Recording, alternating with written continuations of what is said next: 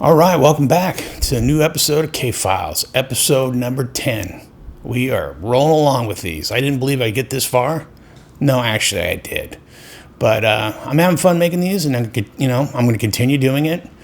Maybe I'll start doing these 3 times a month. We'll see how it goes. On today's episode, I want to talk about the music video I directed for the Norwegian rock band Turbo Negro. For those of you who don't know who Turbo Negro are, they are the band that was the title song of the Wild Boys TV show. And they're good friends of ours. As time went on, Happy Tom, the bass player, reached out to me and asked if I would direct their music video for Hot For Nietzsche. Of course I said yes. A buddy of mine, Donald Andrews, helped me shoot the video as well as edit it. He's a commercial editor, so his skill set's pretty high.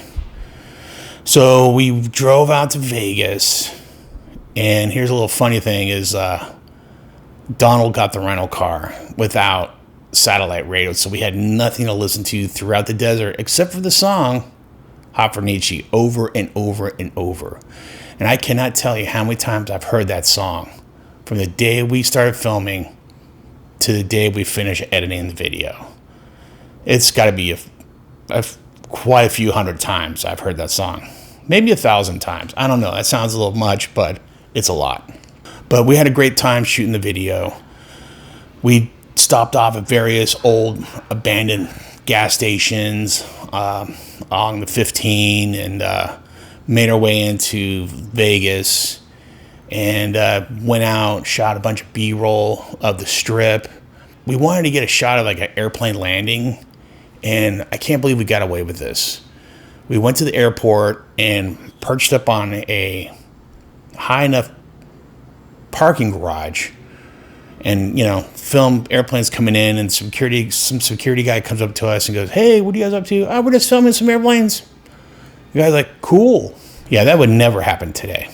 Also, there's an opening scene that we shot for the video, and we used the song from the previous video, like if the car was listening to it, and Chris Rabb helped me shoot that part. Chris had a buddy who had an El Camino, and we drove out to the desert and found a quiet road and got some shots, and it worked out well. So we spent a lot of time. I remember the day of the concert at Punk Rock Bowling. I think we took over 35,000 steps that day. We were on our feet a lot. And we shot the event. It went great. We shot, slow-mo, regular speed, got as much media as possible. And as well as later on that day, we went out, shot with the Duke of Nothing, the lead singer, through Fremont Street, and as well as underneath the lights, the twinkling lights of Las Vegas. They're all over the place, especially around Fremont. As well as hooked up with the Turbo Nugans.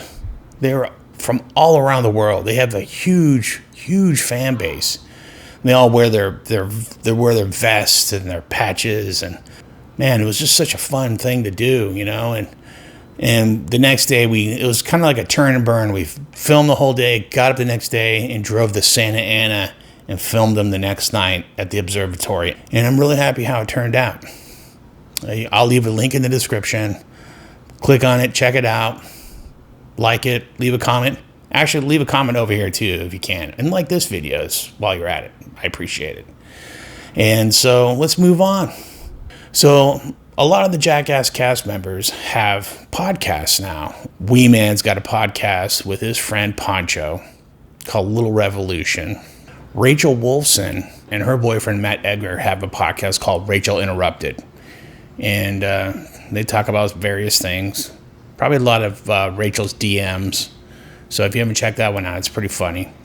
Chris Pontius and his wife have the Pontius Show, which happens to probably be my favorite one.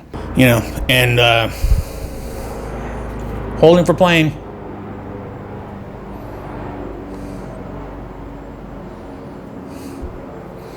I got all my windows open. It's summertime. Jackass has a podcast called Maximum Zach, and he interviews a bunch of random guests.